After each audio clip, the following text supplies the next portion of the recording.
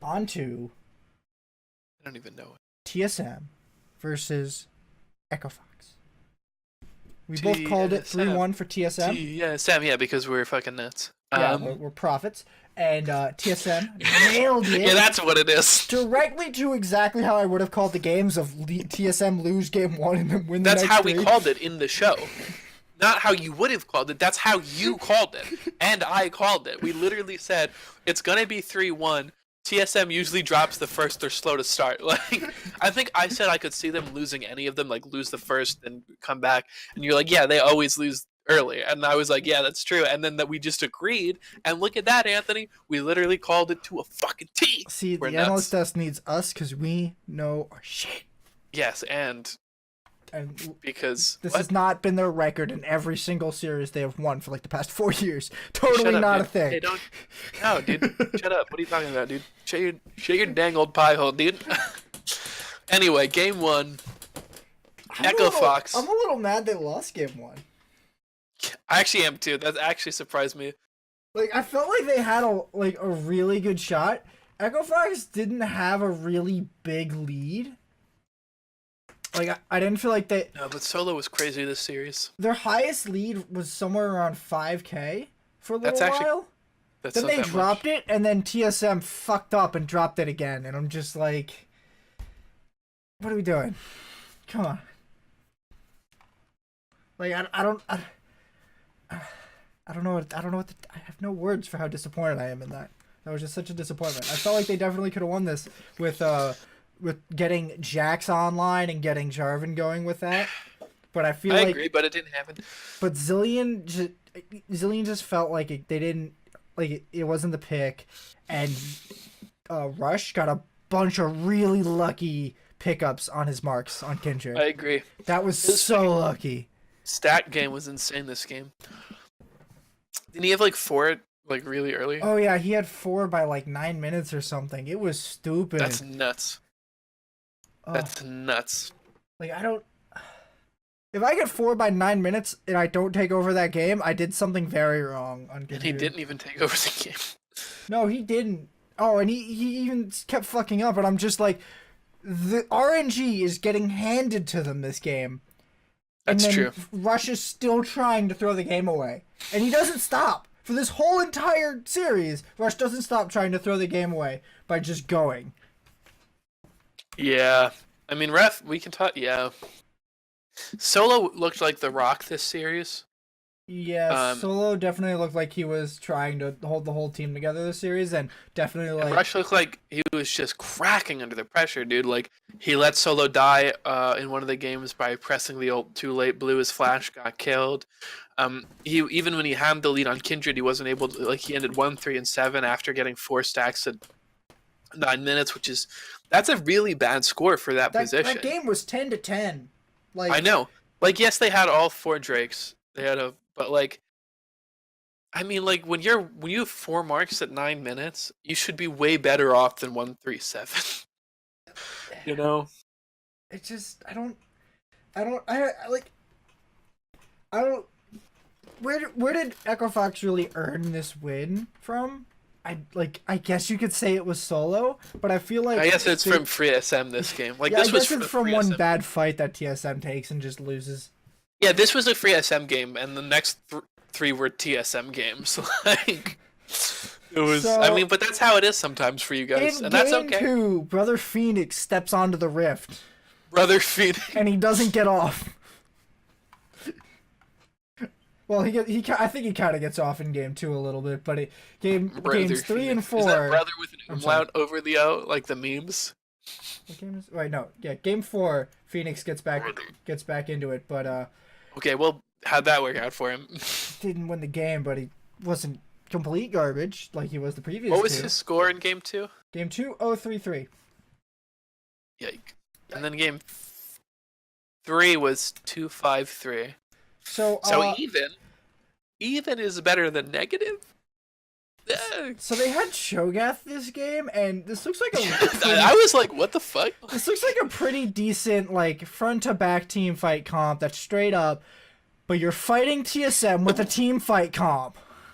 Yeah, that's maybe bad. And they got Callista Galio. What's wrong with this picture? Well, it's that TSM is a better team fight. TSM's a better team fight. Yeah, look at those English skills, son. Look at those English skills. That's my guy right there. And they have Vladimir. Like, what are you guys doing? You gave them so much power. You gave them Vladimir, Lissandra, Callista, Rek'Sai, who was a monster this series, by the way. I agree with that. Like, there's so many priority picks on TSM, and you have Corky mid, who dies to the first gank. Yes. And then, oh my, I'd like to go to the damage chart real quick. Please take a guess at how much damage Jarvan did. I'm going to give you the other 4 members of his team. 16,000 on Cho'Gath, 14,000 on Corky, 11,000 on Jinx, and 3,000 on Braum. How much did Jarvan do? I don't know. Just take a wild guess. No. Huh? No? Yeah, I wasn't really listening to the numbers you read out, so I don't even have I was being a bad person and looking at other stats. He dealt 3,000 damage on Jarvan that game. That's not a lot. It's not, especially considering Rek'Sai dealt 10,000. What was his build in that game? Pure tank. Oh, that's... With Conqueror. Oh, that... Mm-hmm. Yike. Yep. I don't know. He took Conquer every game on Jarvan, and I don't know why. I don't get it. Like, why? It doesn't do any health-based damage to my knowledge, right? Hello? Matt, you there? Hello? Hello. We're back. Can you hear me? Yep. Uh-oh. Don't know what happened there. Okay. So wait, what face damage? I'm pretty sure that Conqueror doesn't do any health-based damage. Health-based. I'm pulling it up now. Bonus attack damage. Yeah, it does not. So, like, why are you picking this when you're going full tank? Especially in a comp where you have Braum and Cho'Gath. That's your front line. Just go Bruiser. Go Black Cleaver. No one's gonna blame you. Just. Well, maybe it's good because you stack it 5 times and 10% of your damage is true damage that heals you for 10% of the pre-mitigated damage. But he isn't doing any extra damage. Yeah, but it's also like on level. He doesn't have any AD. I mean, the jungle items give you AD. No, it doesn't. Not when you build Cinderhulk. Do they really not? What? Yes, no, it I doesn't. literally don't know the stats on them. You're what? They don't. The AD one gives you AD. The Cinderhulk one does not. Yeah, I believe you, but I also don't believe you though. It gives you extra damage to monsters specifically, so that it doesn't have to give you extra damage in general. Shit, you right? Dude, I forget, dude. So I'm fucking dumb. I'm sorry. What are you doing? Why are you building this? Yeah, that's actually so crazy. Out of it. I don't understand what that was, but that's also like a team thing. Like if they should have. The coach knows what he picks. Pick Trelawney, for the love of God! Yeah, but like if the coach sees him picking him, and next game he's like, "Hey, pick Jarvan, but don't do that fucking Conqueror horse shit again, dude." Like, I would unless he planned to go. But he does like it 3 Bruiser, games in a but row. then he couldn't. He does it I don't know. 3 games in a row. If you're going Conqueror 3 games in a row and you're losing all 3 of those games, that 3rd game you better been like, you know what? I'm not winning this. I need to go tank or just electrocute like I'm supposed to. Like maybe go electrocute. I don't know what was going through Rush this game, and I don't know why they put him on Jarvan 3 times in a row. Series. Yeah, the series. He looked so out of it. He made a lot of like very big mistakes that he doesn't usually make. Right? It looked like pre-break Rush. It looked like he wasn't there. He wasn't on the same page of his team. Sort of like he was choking under pressure. I don't know what it was. I don't think he was choking. I think it was 2 things. I think he was kind of lost in what he's supposed to do, and then when he was doing what he's supposed to do, his team's behind and he's the front line. So yeah, well, that'll definitely fuck up with KDA. So he's gonna get screwed. He also has the most average death per game in the series, in the playoffs. Yikes! So until Free SM gets clapped by C9 and they all go 0-50. Please. Please. Imagine a pro game where someone actually goes 0-50. There will be lots of questions and lots of Reddit posts. Yeah, there also might be some investigations about collusion. Thought there was flame about Rush this week? No, dude, Lord. Like, it's hard to get 50 deaths. Oh, no, it is hard, because the games end at 30 minutes. So that means you needed to die more than once a minute. That's hard. You basically have to run it down. 1.6 repeating times a minute. Okay, anyway, back to the realm of the real. Did you notice Apollo and Hakuo were playing this game? Because I didn't even notice Apollo and Hakuo were playing this game. Or this series? The series in general. I did not see them at all. What were their scores in game 2? Game 2? 1-3-1 for Apollo, 0-4-2 for Hakuo. And yeah, even when they won, it was really... This series was like Solo doing everything he fucking could to keep this team in the game. And then you can't do everything. No, you can't. You can't 1v9 in the playoffs. Ooh. At least not against TSM. No, you can't. Not against TSM. Not against any of the top 3 teams. Maybe Liquid, but... Ooh! Free L, dude. You are really discounting Liquid a lot. Well, I'm also just memeing. I'm also not big for real. I think coming out of the series, what you really gotta take is that Acadian looks scary on Rek'Sai.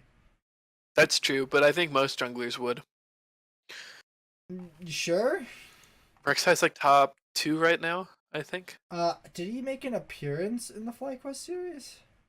Yeah, but that's for other reasons. I think he's like just like on a pure stats level, just. But not because there are times when it's stupid as fuck to pick Rek'Sai because you're team comp.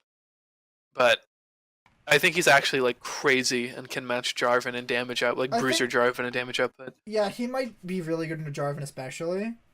No, I know. He is. Like, he's super fucking good. Okay, so for 2 games they first picked Jarvan actually. The last game last round picked it. Well, I think Jarvan's a little bit safer than Rek'Sai. Maybe. I don't know. I think he's safer and he offers more crowd control, right? Like especially in this, especially in the meta that we're in, like that lockdown for the J4 ult is crazy, right? Like obviously they have Rek'Sai with Galio Callista because the other team picked Jarvan I think first because they wanted it for Rush, but I'm pretty sure if J4 was open they would have picked it, right? Because like Galio, Callista, fucking Jarvan. Who, TSM?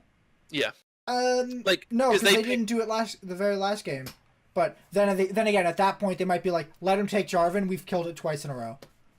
Yeah, and that's like, but that's a different thing, right? Like that's late series. Like he's just trolling. Like he goes 0-7-8 this game. Like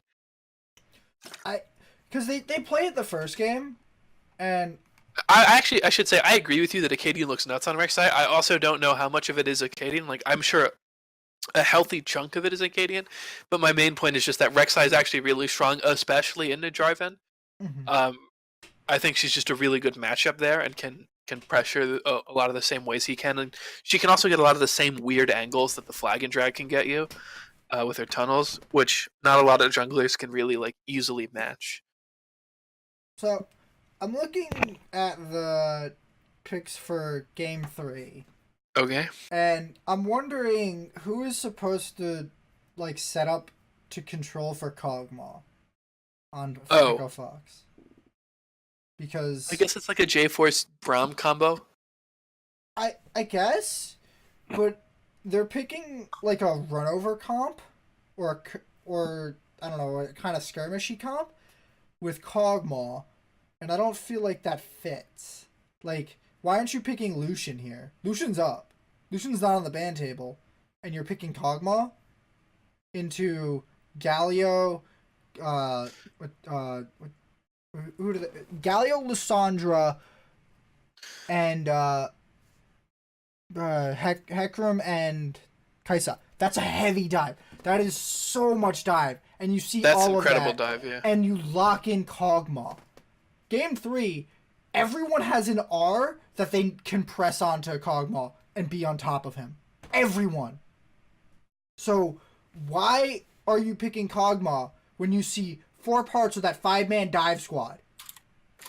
Like, you hard counterpicked yourself there. And that's probably why they lost that game, is they cannot protect Kog'Maw, and Kog'Maw's their win condition, because I don't think Phoenix, especially since Phoenix entered.